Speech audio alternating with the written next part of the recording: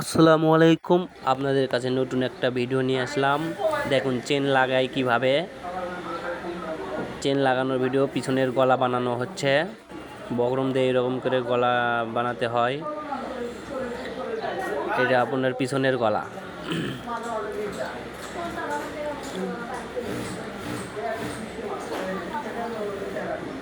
ওই কোনায় একটু কেটে নিতে হবে, তাছাড়া গলা আপনার বসবে না। এটা আপনার পিছনের আমি ফিতে বানাবো। আগে 1 ফিট অনুযায়ী আপনার সেলাই মেরে নিতে হবে, পরে স্প্রোক দিয়ে আপনার ওটা উল্টাতে হবে।